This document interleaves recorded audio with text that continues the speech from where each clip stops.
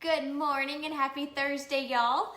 I am Tara Hewlett and I am with Back Pain and Joint Center of Texas. My husband and myself are the founders of Back Pain and Joint Center.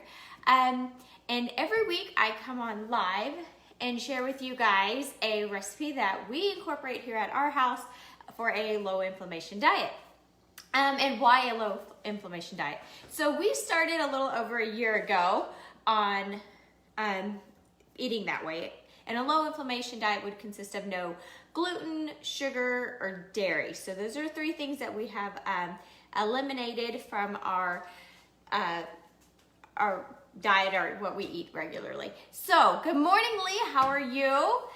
So today we are going to make crepes. We love crepes. And so that was kind of a fun one, like when we finally found a recipe that we could find that we liked and had good flavor, because it's got all three of those things that we do not eat and we've eliminated over the years. So I'm super excited to share this with you guys. And what's so fun about this is you can do it lots of different ways. So we'll go ahead and get started. And what I love about this, it is super, super easy. So I love easy dishes. Like a couple weeks ago, it's also one of those things, sometimes you don't have a lot and you hadn't made it to the grocery store and you're like, what can we have for dinner? And so we had some people coming over and I was like, I need an idea. So I was like, you know what, we'll do crepes. So we did crepes for the food. All right, which I'll tell you about. Okay, so let's go ahead and get started. So what is so easy about this is we're just gonna put it in our food processor. Whatever kind of food processor you have, we have like a Blendtec, if you have a Vitamix, a Ninja, whatever, just you need a blender. Okay, so let's go ahead and melt our butter. Let me grab a knife. All right, let me see. I have to look at my recipe. 4 tablespoons. So, now I always say we do butter in our house. So if you are still eliminating, like we didn't react to butter, and we love butter, so we kept it. Like we eliminated it, and then we reintroduced it back in, and it didn't affect us. So if you're good with butter, great. If not, just use avocado oil. It'll be fine. Goodness, the wrapper's sticking. Oh, I'm sorry. This is the Kerrygold. I took off half well, just part of it. So this is the best butter there is. It is so good. It's from grass-fed cows, and the flavor is amazing. Literally, when we switched over to this one, my kids at first were like, oh, they're always like, you're always making us do healthier things. But then they had it, and they were like, oh, wow, Mom, that's really good. So, all right, 4 tablespoons of butter. We're just gonna throw that in the microwave and melt that. Okay, so we're gonna let our butter melt. Set that aside. All right, so then we have 3 eggs. We're just gonna toss our 3 eggs into the blender.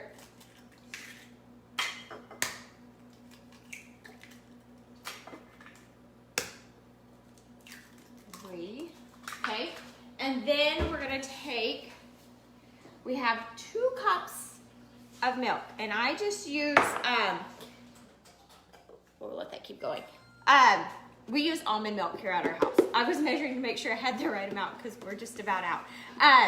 And we use the unsweetened one, and I'm gonna show you. And the reason why, okay, so if you look, this is just the name brand. I usually just stick with the name brand ones and not like, not name brand. I do store brand. Okay. And the reason is it's got 0, if you can see, 0 sugar. Lots of them will have, not some, they'll only have 1 without sugar, and it's like the unsweetened one. Because yet again, it's kind of one of those things, like you put sugar in your milk, and then you have it in your crepe, and then you have it in whatever filling you put in it, and then you have it in your bread for lunch, and it just adds up all day long. So where you can work on eliminating it and finding better alternatives is healthier for your body, since your sugar is not good for our body. Okay, so we're gonna go ahead and then, so this is our almond milk. We're just gonna pour it in, 2 cups of almond milk. And what I love is it's just so easy. We're just like tossing it all into our container to throw in and blend. Okay, so then we're gonna do, let's do honey. And thing. We need just a little bit. Do I have a teaspoon? Yeah. Okay, just a little bit of honey. Gives a little sweetness. So just 1 teaspoon of honey. I know this is like the biggest jug ever. I had gotten it at the feed store here in town. So I'm gonna show you this. And typically, here's the trick, and I didn't do it because I didn't set it out. Spray your spoon with honey. Spray your spoon with like avocado spray. You know, like Pam kind of stuff, right? But use avocado because it's healthier than vegetable. And then it'll just drip right out, but I didn't do it because I forgot to set it out. Okay, but back to the honey. So this jug, or even if you're at the grocery store, you want to get your local honey like this. Can you see? Because one, it's for here, but it helps also with allergy seasons because it's what's the flowers and the pollen around you. So then when you have that, it's from what's here. So that'll help the honey will. All right, so we got our eggs in there and our milk and our honey. Let's do some salt. And remember, we just use here this real salt. If you do not have the real salt, go with a sea salt because that's a better option. Do not use like the iodine table salt. That's not good. So we're gonna do, did I write that down correct? Yeah, 1/2 teaspoon of salt and throw that in there. And this real salt is good, good flavor, and it's a cleaner salt. And now let's grab our butter, which was already grabbed it. Where did I put it? Oh, 4 tablespoons of melted butter. See, doesn't that look so good? And it's so rich in color.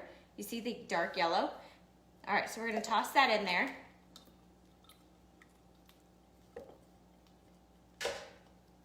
Okay, and then we have our flour.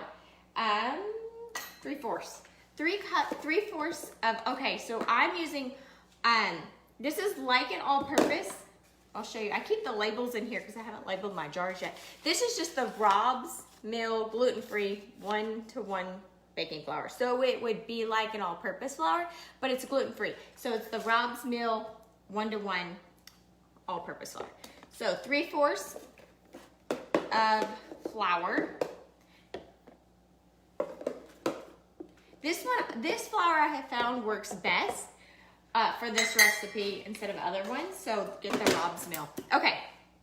If there's another one you like, you can go ahead and try. Let's see. I got eggs, I got butter, honey, salt. Okay, got them all.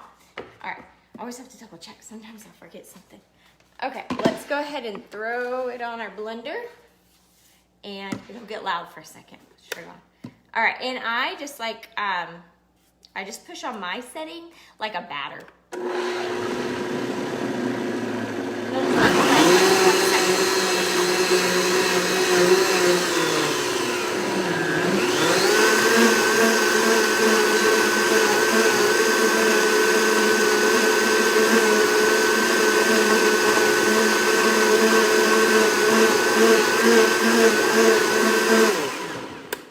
Super fast, 20 seconds, you have your batter, and it's nice. It's like, other than your measuring spoons, it's one dish, right? You can't go wrong with that.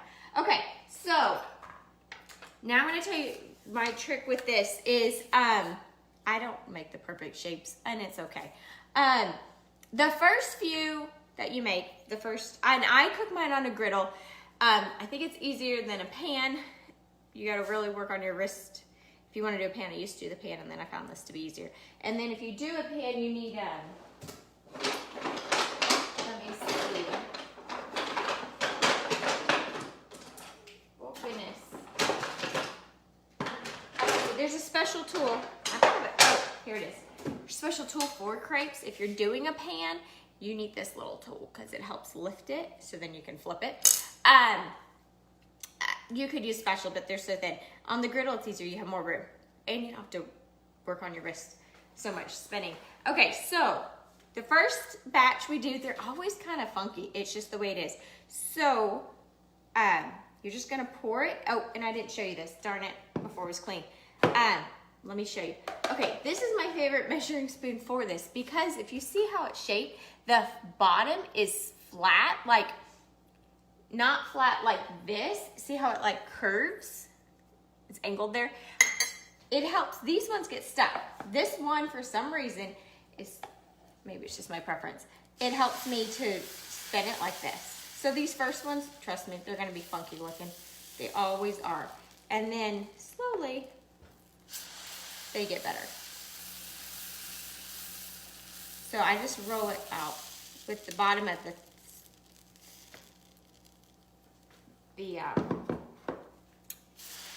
measuring cup.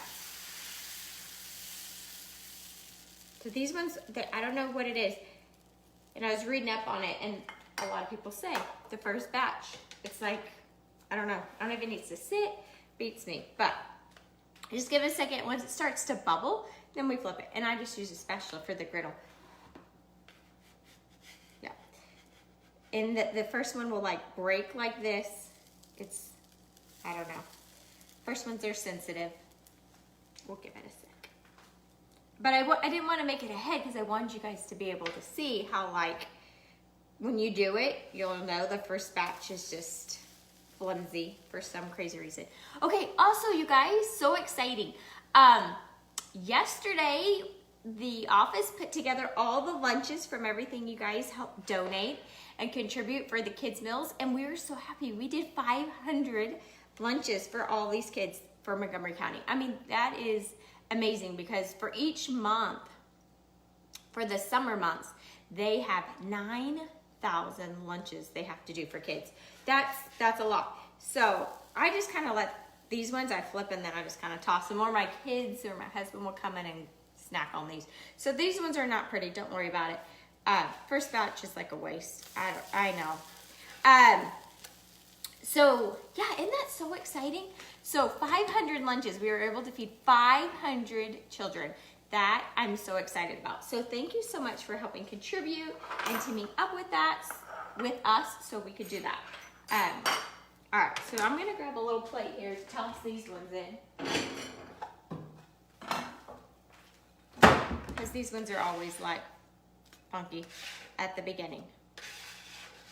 Sometimes it's almost the first batch and a half, but. Okay, so now we'll just pour our stuff in.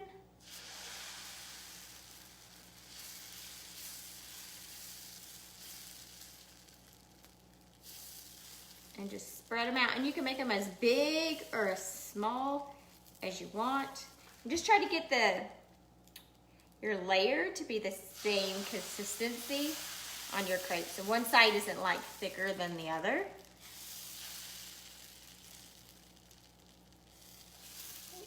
And then if you mess up like I did, I just fill it in.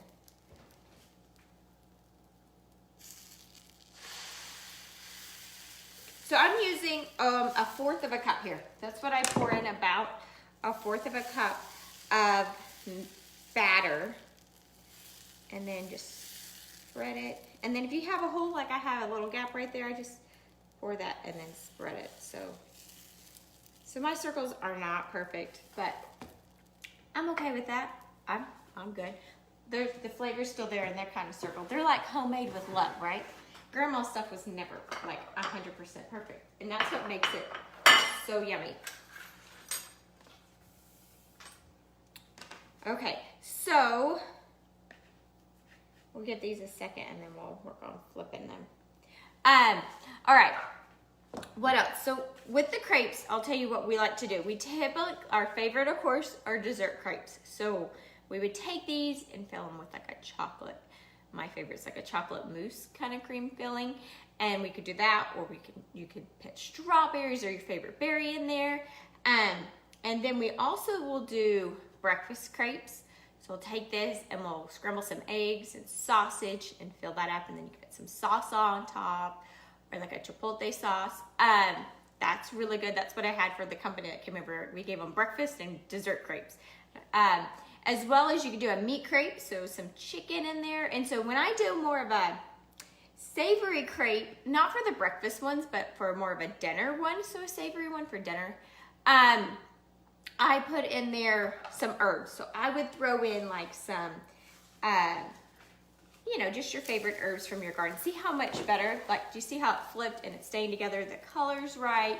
The first batch is like super flimsy and I don't know.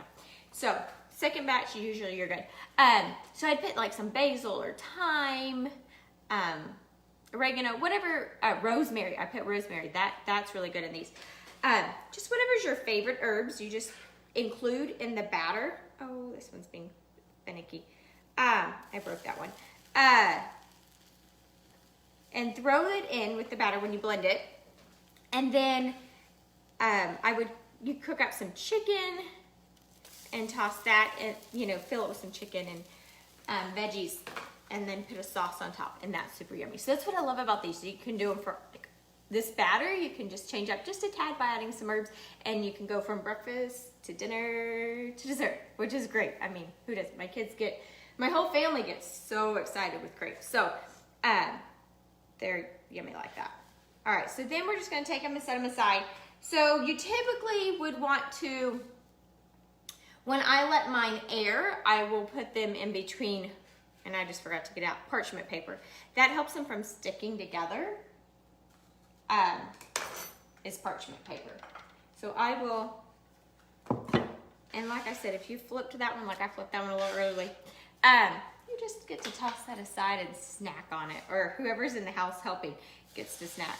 That's usually what my kids' favorite thing is, to get to snack on those little pieces, the broken ones. They'll walk by and just grab them. Okay. Like I said, you get to make these as big or small as you want. Now, a couple weeks ago, I did a live last month, I think, at the office, an in-person cooking class. And we did, I didn't show them, but I made a crepe cake for them. And so it's the same batter with a chocolate filling for the layers. And so if you're gonna do a crepe cake, you would do the same thing, but just make sure you work on keeping your crepes consistent of roughly the same size. Like these ones are about the same size, that one's a little bigger. So if I was making a crepe cake, I would wanna focus on having them roughly the same size. That way when we stack them, they're about the same, because if they get too big, then you start to get loopy and small. So you'd want them roughly the same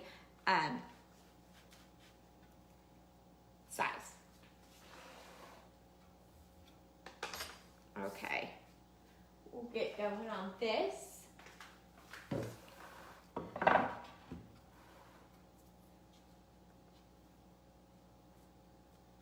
And so you can do crepes multiple ways, where you can fold them over like this, or you can just roll them like a tortilla. Either way, today we're just going to fold them in half like a quesadilla almost. See how, oh, that one was way easier to flip. Let it sit, give it a minute, other than I flipped it kind of crazy.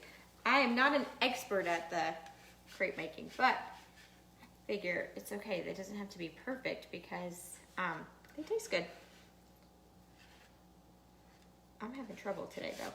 Let me grab that.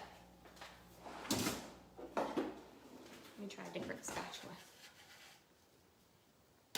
There we go.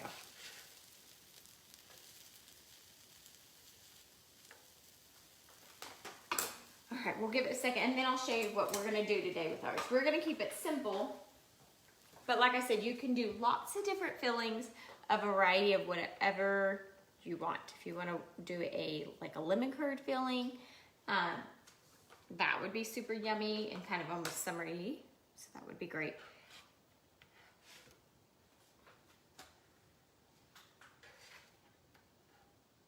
Give those another second. All right, so to fold, like I'm saying, like a quesadilla, we're just gonna fold it this way, and then another half.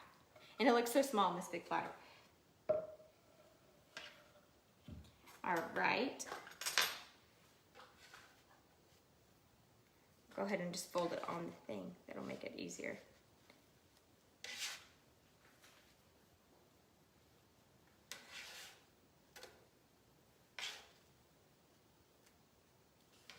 As you let them sit, they kind of get softer too, which is great. All right, so here we have our crepes on our board. And then I'm just gonna take some powdered sugar, and this is Lacanta. It's my favorite. My kids like a Swerve. You can find, this one's harder to find. You need more health food stores carry it, but Swerve you can find at most grocery stores. So they prefer their powdered sugar brand, but Lacanta is a healthier option because it's monk fruit. So it is their powdered sugar, Lacantas. It's in this blue bag. So I'm just gonna take it and sprinkle a little bit, so you guys can see, a little bit on top. Doesn't that look delicious?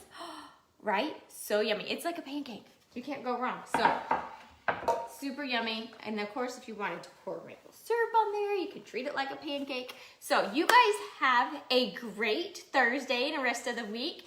And I will see you guys next week. And I come on every week to share with you guys a healthier option of a recipe that is low inflammation, which consists of no dairy, sugar, or gluten.